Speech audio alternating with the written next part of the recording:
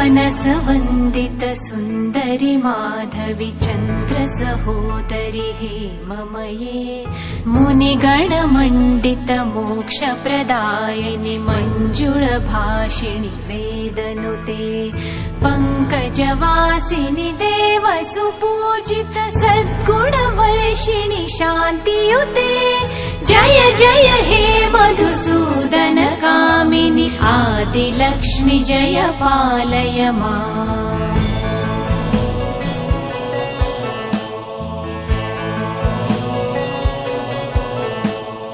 अहिकलिकल्मषनाशिनि कामिनि वैदिकरूपिणि वेदमये क्षीरसमुद्भव मङ्गलरूपिणि मन्त्र